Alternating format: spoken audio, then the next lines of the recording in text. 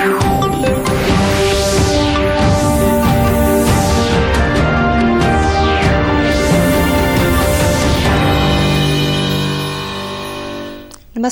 उत्तराखंड समाचार में आपका स्वागत है। मैं शिखा त्यागी। सबसे पहले मुख्य समाचार। आपदा प्रभावित क्षेत्र में लगातार 7वें दिन जारी राहत और बचाव कार्य। दूसरी सुरंग के जरिए लापता 35 लोगों को खोजने की कोशिशें तेज। ऋषि गंगा के मुहाने पर बनी झील से शुरू हुआ पानी का रिसाव। मुख्य सचिव ने की आपदा प्रबंधन की समीक्षा बैठक की अध्यक्षता। संबंधित अधिकारियों को दिए सर्च अभियान जारी रखने के निर्देश। लोगों तक हर संभव सुविधा पहुंचाने के भी आदेश।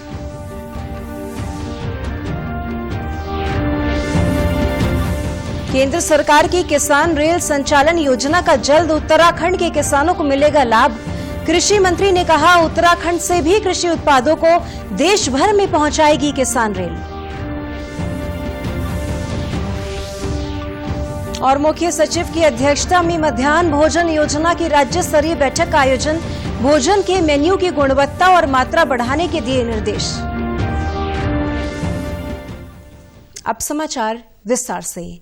रविवार को चमोली के रैणी क्षेत्र में आई आपदा के बाद से लगातार राहत और बचाव कार्य जारी है।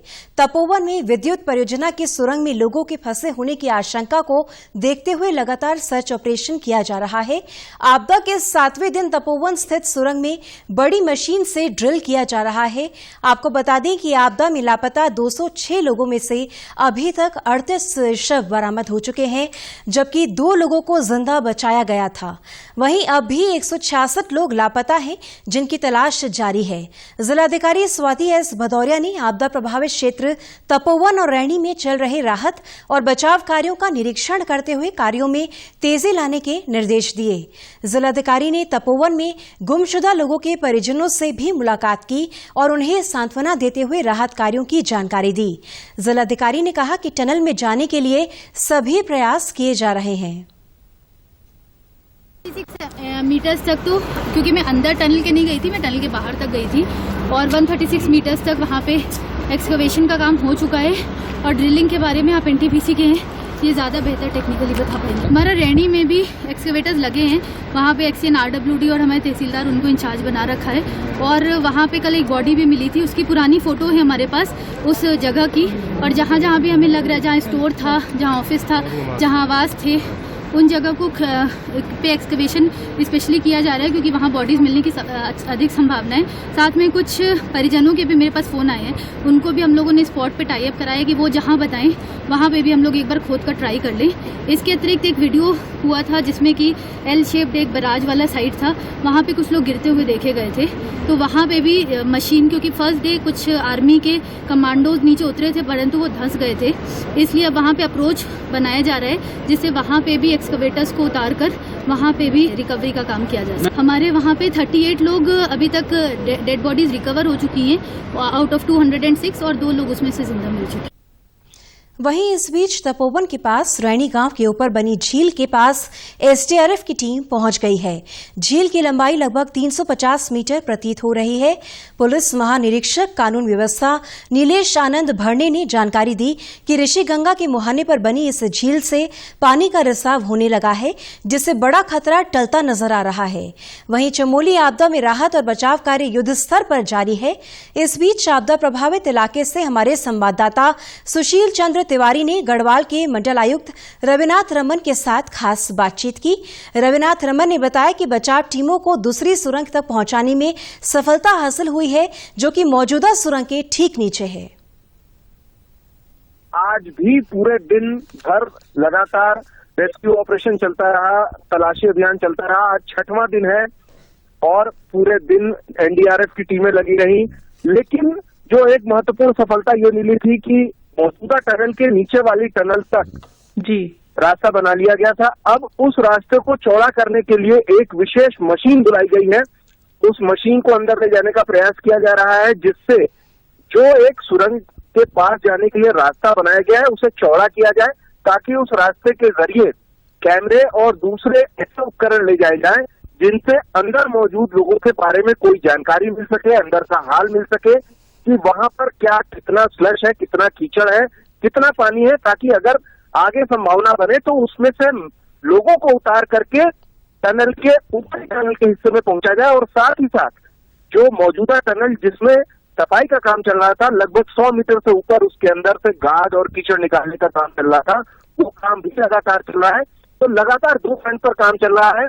आगे जाकर के उसी टनल में डीप वाटर बन जाता है, जहां तक पहुंचने की कोशिश कर रही है टीमें, ताकि उसके बाद लोगों के असली स्थिति का, उनके कहीं पर फंसे होने की स्थिति का अंदाजा लगाया जा सके। जी, इसके साथ ही जो अलकनंदा नदी है उसके आसपास सभी क्षेत्रों में तलाशी अभियान लगातार चल रहा है। टीमें रेस्क्यू और सर्च ऑपरेशन कर रही है।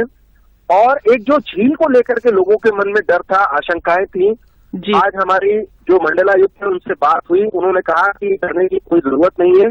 झील के आसपास के बड़े हिस्से से पानी बहता हुआ नजर आ रहा है, टीमें वहां पर पहुंच चुकी हैं। ताजा हालात पर एक रिपोर्ट। 180 मीटर इसलिए है क्योंकि 180 मीटर पे एक टी ब्रांच है, उसका ब्रांच आउट होता है, ब्रांच एडिट। उस एडिट का जो चौड़ाई है वो 3 मीटर है। उस 3 मीटर के एडिट से ऊपर का जो टनल है, क्योंकि हम उसके ऊपर हमारे पास वो अपॉर्चुनिटी है कि हम ड्रिल करके बोर करके अंदर जा सके, तो नीचे व्यक्ति को भेजने की स्थिति है या नहीं है, क्योंकि अगर नीचे का टनल खाली है या अगर उसमें पानी है तो फिर हम किसी को भेजने का प्रयास कर सकते हैं। अन्यथा क्या स्थिति है वो हमें देखना पड़ेगा अभी, जब तक हम कैमरा और जो इक्विपमेंट्स हैं उनको जब तक हम ना भेजें। सर, पीछे जो बैराज पर काम चल रहा था, जहां बड़ी भारी मात्रा में सिल्ट मौजूद है, वहां आपने बताया कि पानी के रास्ते को रोक करके वहां पर सर्च ऑपरेशन करने की रोका नहीं जा रहा है थोड़ा। मुख्य सचिव ओम प्रकाश की अध्यक्षता में सचिवालय में आपदा प्रबंधन की समीक्षा बैठक आयोजित की गई। बैठक में मुख्य सचिव ने रैणी गांव में आई आपदा के संबंध में संबंधित विभागों और एजेंसियों को लगातार सर्च अभियान जारी रखने के निर्देश दिए। इसके साथ ही संबंधित क्षेत्रों में किसी भी प्रकार से जल अवरुद्ध न हो और लोगों को हर तरह की सहायता पहुंचा सके, इसको लेकर भी अधिकारियों को निर्देशित किया गया। बैठक में उप महानिरीक्षक एसडीआरएफ रिधिम अग्रवाल ने जानकारी दी कि ऋषि गंगा में रुके हुए पानी की निकासी हो रही है और अब पानी का स्तर बहुत तेजी से घट रहा है। घटनास्थल पर एसडीआरएफ, सेना, आईटीबीपी, सिंचाई, वाडिया संस्थान के वैज्ञानिक और स्थानीय अधिकारी मौजूद हैं, जो स्थिति पर नजर बनाए हुए हैं। देश भर में स्वास्थ्य कर्मियों को कोविड टीके की दूसरी खुराक आज से दी जा रही है। स्वास्थ्य सचिव राजेश भूषण ने बताया कि ये दूसरा टीका उन लाभार्थियों को लगाया जा रहा है जिन्हें विश्व के सबसे बड़े टीकाकरण अभियान की शुरुआत के दिन 16 जनवरी को लगाया गया था। स्वास्थ्य मंत्रालय ने कहा है कि देश के 55% से अधिक स्वास्थ्य कर्मियों को कोविड टीकाकरण की पहली खुराक दी जा चुकी है। बीते रोज लोकसभा में स्वास्थ्य मंत्री डॉक्टर हर्षवर्धन ने जानकारी दी थी कि कोरोना के खिलाफ लड़ाई में अग्रिम पंक्ति के कार्यकर्ताओं को इस महीने की 2 तारीख से कोविड टीका देना शुरू कर दिया गया है। उन्होंने बताया कि स्वास्थ्य कर्मियों और अग्रिम पंक्ति के कार्यकर्ताओं को टीका देने के बाद अन्य श्रेणियों के लोगों को कोविड टीका लगाने पर राष्ट्रीय विशेषज्ञ दल फैसला लेगा। डॉक्टर हर्षवर्धन ने बताया कि कोविड के 2 टीके 28 दिन के अंतराल पर लगाए जाते हैं। उन्होंने बताया कि कोविड टीकाकरण कार्यक्रम के संचालन के लिए राज्यों और केंद्र शासित प्रदेशों को 480 करोड़ रुपए की धनराशि आवंटित की गई है। कृषि मंत्री सुबोध उनियाल ने भारत सरकार की किसान रेल संचालन योजना के संबंध में बैठक की। बैठक में उन्होंने कहा कि केंद्र सरकार की किसान रेल संचालन योजना का लाभ जल्द ही उत्तराखंड के किसानों को भी मिलेगा। मंत्री सुबोध उनियाल ने बैठक में जानकारी दी कि किसानों की आय दोगुना करने के लिए उन्हें अधिक से अधिक सुविधाएं प्रदान करते हुए बेहतर मार्केटिंग आधार संरचना तैयार की जाएगी। विभिन्न राज्यों में लगने वाली किसान मंडी में फल और सब्जी के परिवहन लागत में 50% सब्सिडी केंद्रीय वाणिज्य मंत्रालय द्वारा रेलवे को दी जा रही है। ये राज्यों की मांग और आवश्यकता अनुसार तय की गई है। इसके माध्यम से किसानों के उत्पाद जहां से वो इन्हें पैदा करते हैं वहां से देश के किसी भी कोने में रेल के माध्यम से भेजे जाएंगे ताकि कृषक अच्छी कीमत प्राप्त कर सकें। उन्होंने कहा कि इसमें रेल के प्रत्येक स्टॉप पर जहां जिस स्टेशन पर आवश्यकता होगी रेल को रोका जा सकेगा। पूरे देश में कई राज्यों में किसान रेलें लगी हैं, जिसमें किसान को उसके पेरिसेबल जो हमारे सब्जियां फल फूल हैं इनके ट्रांसपोर्टेशन पर 50% सब्सिडी का प्रावधान किया गया है, जो सब्सिडी ट्रेड और कॉमर्स मिनिस्ट्री के द्वारा रेलवे मंत्रालय को दी जाएगी।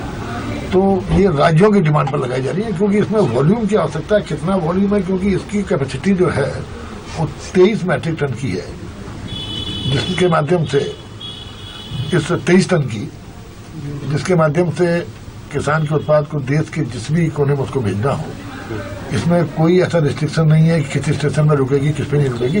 जहां का भी उत्पाद होगा वहां उसको उत्पाद को अनलोड किया जाएगा।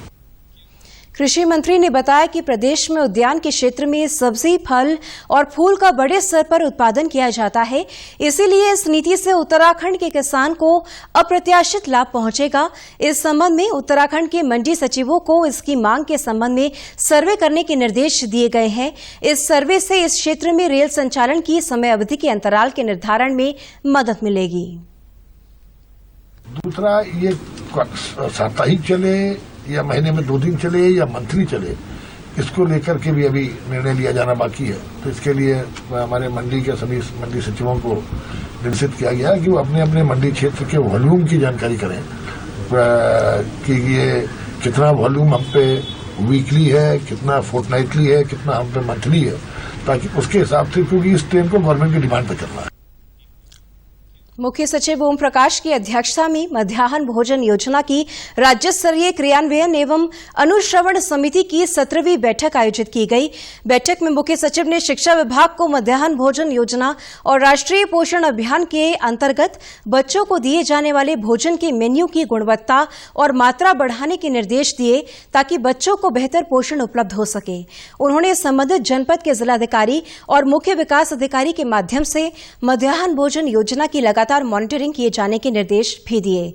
उन्होंने मिड डे मील की गुणवत्ता और क्वांटिटी के संबंध में लोगों के फीडबैक और शिकायतों को प्राप्त करने के लिए टोल फ्री नंबर 1800-180-4132 का व्यापक प्रचार प्रसार करने के साथ ही फीडबैक के अनुरूप इसमें व्यापक सुधार करने के निर्देश दिए। इसके अलावा उन्होंने खाद्य आपूर्ति विभाग, स्वास्थ्य और शिक्षा विभाग को आपस में बेहतर समन्वय से कार्य करने और बच्चों को बेहतर पोषण और स्वास्थ्य सुविधाएं उपलब्ध करवाने के लिए समय से खाद्य सामग्री की खरीद और पर्याप्त आपूर्ति करने को कहा। चंपावत जिले की गोशनी में जलागम एकीकृत विकास परियोजना के माध्यम से महिला उज्ज्वला सहकारिता समूह द्वारा सैनिटरी पैड बनाने का कार्य किया जा रहा है। स्थानीय स्तर पर तैयार किए जा रहे ये पैड्स ब्रांडेड सैनिटरी पैड्स के मुकाबले ज्यादा गुणवत्ता युक्त होने के साथ ही बाजार मूल्य से काफी कम है। इन सैनिटरी पैड्स के निर्माण से जहां ग्रामीण क्षेत्र की महिलाओं में स्वास्थ्य के प्रति जागरूकता पैदा की जा रही है, वहीं समूह से जुड़ी महिलाएं इस कार्य से जुड़कर अपनी आजीविका को भी मजबूत कर रही हैं। परियोजना अधिकारी अशोक कुमार ने बताया कि इस मुहिम के जरिए न सिर्फ महिलाओं को जागरूक किया जा रहा है, बल्कि उनकी आजीविका को बढ़ाने का प्रयास किया जा रहा है।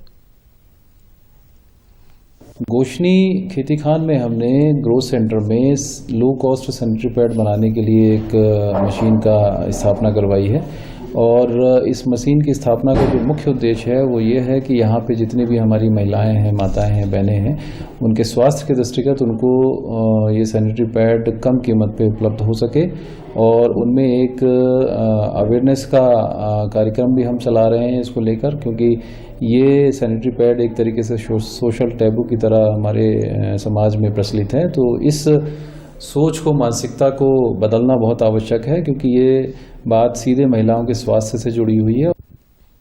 समूह की सदस्य और सैनिटरी पैड्स का निर्माण कर रही सुनीता बताती हैं कि समूह में 454 लोग पंजीकृत हैं, जिनमें से ज्यादातर महिलाएं हैं। वर्तमान में समूह के लोग सैनिटरी पैड के साथ ही बैग, मास्क आदि बनाते हैं। कम से कम 400 से अधिक महिलाएं जुड़ी हुई हैं, जिसके माध्यम से ये समूह चलता है, जिसमें महिलाएं कार्य करती हैं और उनको रोजगार दिया जाता है। और इसके हमारे ये पैड मतलब लोकल में पैड ये बहुत ही अच्छे हैं। इसमें हमने डेमो भी किया था। सहायता समूह द्वारा निर्मित इन पैड्स का इस्तेमाल करने वाली महिलाओं में से एक ज्योत्सना का कहना है कि दूसरी बड़ी कंपनियों के मुकाबले समूह द्वारा निर्मित पैड्स बेहद सस्ते और आरामदायक हैं। जो जलागम द्वारा हिलांस नाम से ये जो पैड आया है, हिलांस का फील नाम से, ये काफी बहुत कंफर्टेबल है और बहुत ही ज्यादा अच्छा है। इसकी एब्जॉर्बेंट बहुत अच्छी है। तो मैंने जब इसको इस्तेमाल किया तो मुझे काफी अच्छा लगा और मैं सभी लोगों से, मतलब महिलाओं से ये अनुरोध करती हूँ कि इस ब्रांड को एक बार जरूर ट्राई करें। उत्तराखंड की खबरों के लिए आप हमसे सोशल मीडिया के माध्यम से भी जुड़ सकते हैं। हमारा ट्विटर हैंडल है DD News_देहरादून, हमारा फेसबुक पेज है DD News उत्तराखंड और हमारे YouTube channel DD News Uttarakhand को भी आप सब्सक्राइब कर सकते हैं। कोरोना संक्रमण से बचने के लिए मास्क का अनिवार्य रूप से और सही ढंग से प्रयोग करें। साथ ही सामाजिक दूरी का ख्याल रखें, नियमित रूप से हाथ धोएं और याद रखें, कोरोना को हराना है, मास्क जरूर लगाना है। नमस्कार।